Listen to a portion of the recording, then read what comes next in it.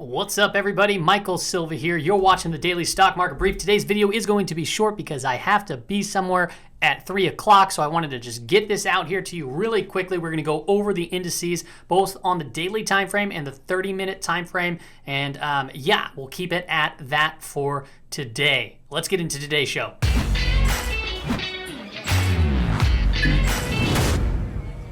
All right, welcome back. The first thing that I want to just kind of call out here is we didn't see all too much price action today, but we are reaching levels that we haven't seen before. It's just massive euphoria. It's just complete speculation, gambling. You probably heard of the GME stock and all the Wall Street bettors hyping up these really high short interest stocks, trying to suck in more FOMO to all the people that actually want to manage capital. You got to be very careful in these environments. This is just one thing that I want to show. This is a current chart, right? So this is after market hours. We're looking at a 4-hour. GameStop after hours is up at 248.66. So, last week it was at $60 or something like that, which was still high. Or the other day it was at $60. I don't know how fast this thing is just moves incredibly quick. And then we have, some big names like Chamath.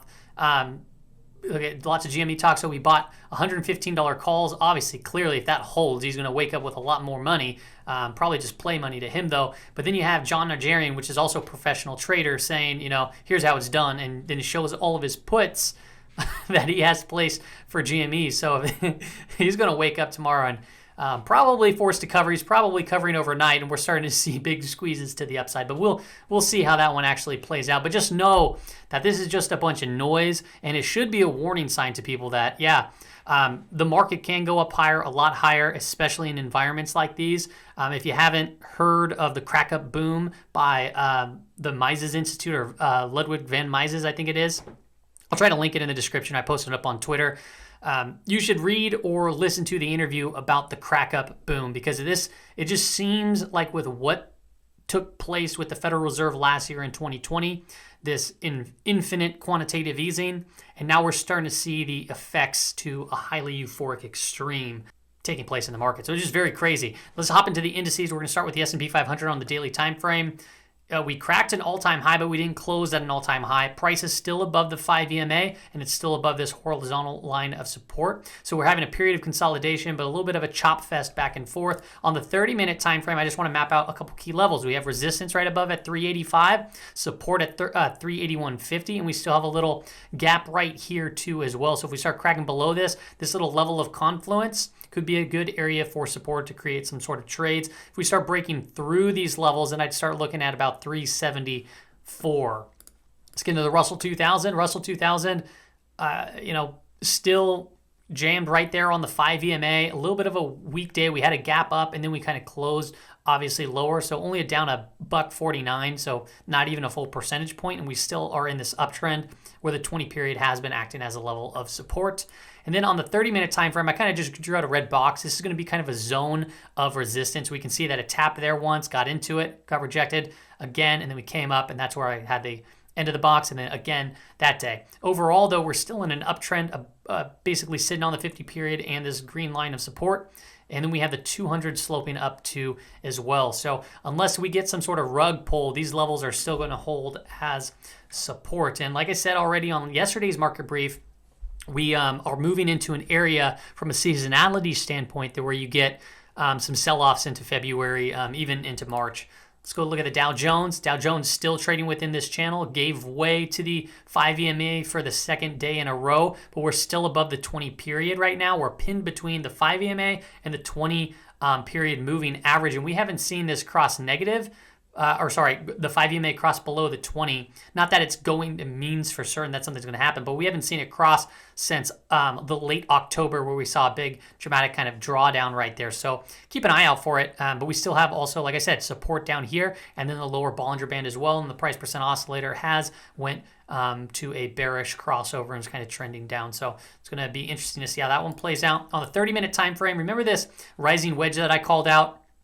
It was very just technically good looking, and then we broke down from it, back tested, and then we ripped down. That was a full wedge breakdown, falling wedge breakdown. And now what we see here is a very similar type movement, price action, right? We tagged here and we tagged here. We're starting to move up higher. And we, might gap up tomorrow. It's anybody's guess right now at this specific point, but I'm looking at key levels, okay? The key levels is 312 to 312.50, and then I'm looking at 306 for support. It can go a little bit lower. These are webs of support, right? It's not going to tap it perfectly. Sometimes it does, but sometimes it acts as a web, like we went just past it just a little bit right there. You can see support there, and we had resistance, then support with these two candles right there. So those are the ranges on the DIA that I'm looking at. Let's look at the NYSE. We're just going to look at the daily time frame.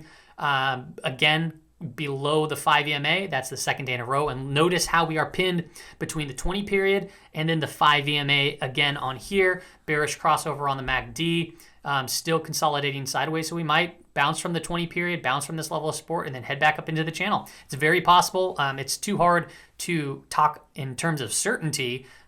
So we just got to map out these key levels for when we are trading. Let's go to the NASDAQ now. We'll also look just at the daily time frame. Still holding at a very extended level on the daily Bollinger Band, and we're above this channel currently and above the 5 EMA. This hanging man candle has not been confirmed to the downside yet, but it hasn't also been disconfirmed to the upside. So still take note of all of that. Now, we only have a few stock market indicators because most of my charts haven't updated yet. I'm bringing this video out early. The VIX, we're still above this trend line.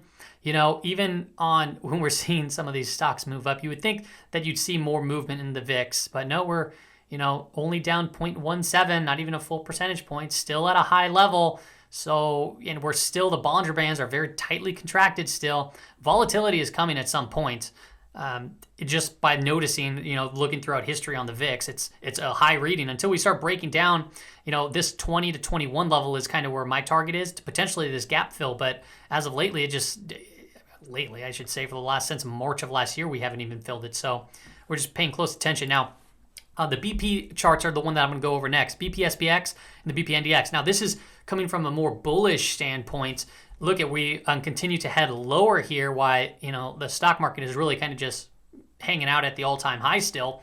But if we start coming down into this low reading on the RSI, well, that means that if we start getting oversold, we might start seeing this go up, which means the market has the potential to head up even higher. So that's something to consider. Now, keep in mind, it could trend up for a long time, and it could trend on the oversold territory for a long time, right? So you gotta make sure to keep that in mind. It doesn't mean if it comes down here, it's a buy opportunity. You want to make sure that if it's oversold, you want to look for individual stocks or specific price action technical setups to make sense of going long at specific areas.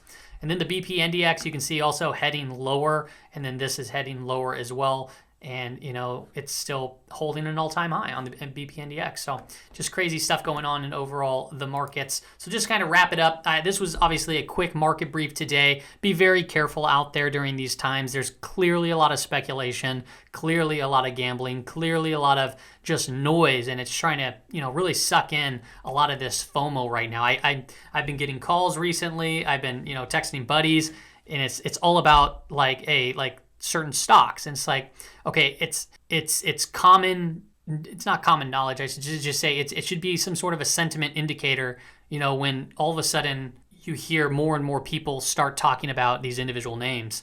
And another thing to call out too is a sentiment check, which is great sentiment for me, but I have a TikTok account, so I post a trade, or not a trade, I posted a scan on how to find stocks, and the scan was simply just how to find stocks in an uptrend, and I'm looking at the 52-week high-low percentage point above it. Very simple stuff.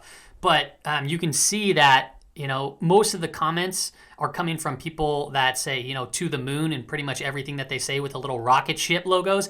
So it just goes to show you just how much noise is actually out there. And not to mention, you have people acting as if, and people with a lot of followers acting as if they know what they're talking about. For example, one of my videos, it had 1 million views. Okay, 1.2 million views as of right now, and it was me showing that scan.